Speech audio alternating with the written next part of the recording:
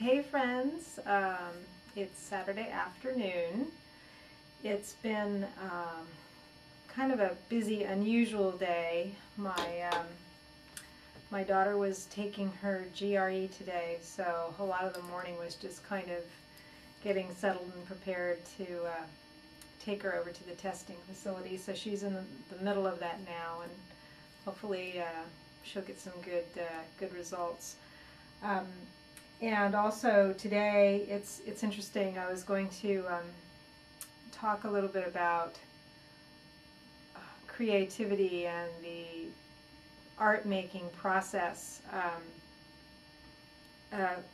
I've been in a few of my other videos recently. I've been talking about a new series of cyanotypes that I was gearing up to work on, and I finally got around to printing them yesterday. It was a whole process of shooting the original images and then scanning them and creating some negatives, and then getting my, in this case, fabric prepared with photosensitive solution, the cyanotype, and then finally putting it all together yesterday. So I had several pieces of fabric. I made 6 prints, 4 of which I am satisfied with. One of them took 3 tries to get the concept the way I wanted to, but I spent probably close to 4 hours total straight working on them. I tend to, when I start working on a process, whether it's cyanotypes or whether it's in the darkroom, I will pretty much put in at least a few hours before even taking a break, and I tend to not like to take a break because it sort of interrupts the flow. It's definitely a flow of energy that is pretty focused.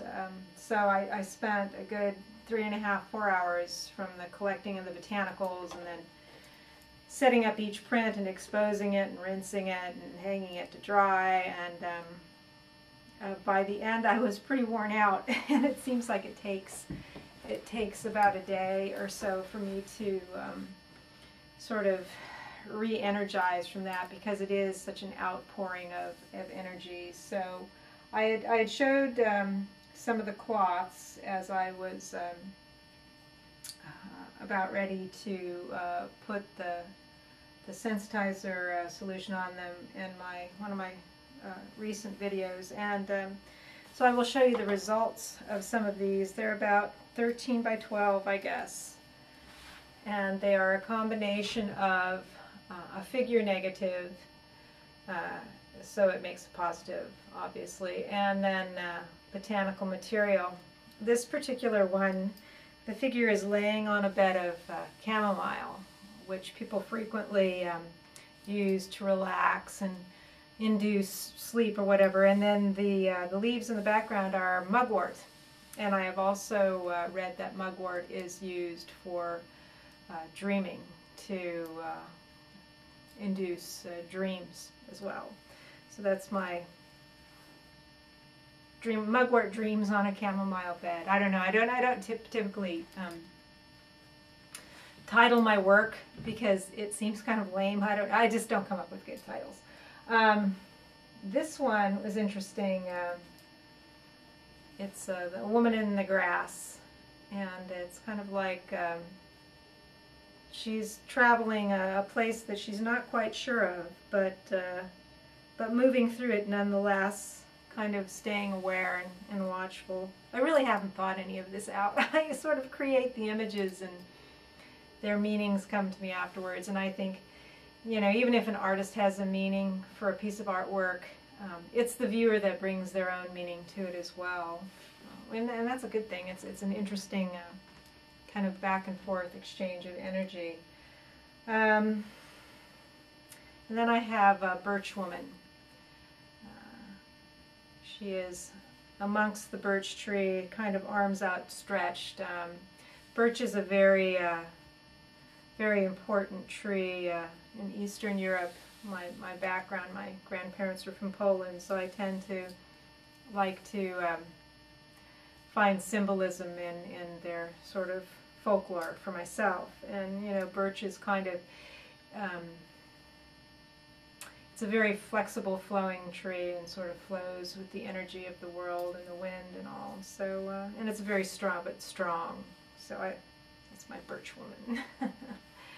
And then the last one, there is no particular symbolism for fennel that I'm sure there is for fennel, but I don't know it offhand. But I had it growing, and it just, I loved the way it looked like figures bending down when you would bend at their heads or their little flower buds touching. So this is a woman touching fennel.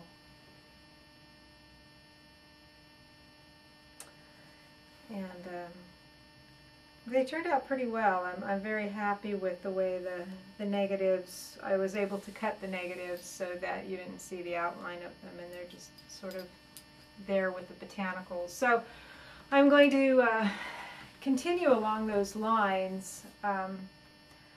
I'm not sure how just yet. I'm not sure if I need to shoot any new figures or I will do the same figures. I haven't gotten that far in the process, but I'm very pleased with these results. I have some ideas if I had a whole, you know, let's say a few dozen of these cloths, an idea for installation, but that's getting way ahead of myself. Right now it's just going to be making the pieces little by little and allowing the inspiration to come up.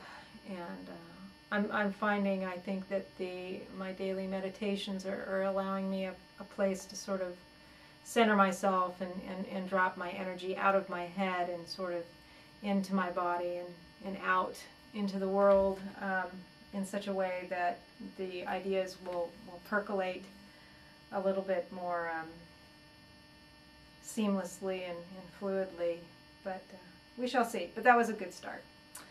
So that was it, and then yeah, so that was quite a bit of effort put out for those prints, and I'm still a little bit reeling from the output, and then of course the whole GRE thing with my daughter. But we stopped at IKEA on the way back, and I got a flat file for my work. So now I have to clean out I have a couple of crates of art crap under my art table that I need to. It's stuff that I rarely use, so I need to get the feng shui a little bit better in here and clear it out, so I will have a flat file to keep all my prints and keep them in order and keep track of what I have when calls for entry come up, so I could find things easily. And even if I want to, you know, present the work to anybody, any gallery, if that opportunity should ever come up. So that's what's going on. It's a beautiful day, just a really beautiful day, just perfect weather out there, and I intend to enjoy the rest of it. Wait for the call from my daughter to pick her up and come back and make some dinner. I think I'll make some pasta with marinara sauce. That sounds like a good meal for today. I hope everyone out there that you're all having a good weekend, and you are well and happy and all that good stuff. Okay, thanks for listening to my rambles. Bye-bye.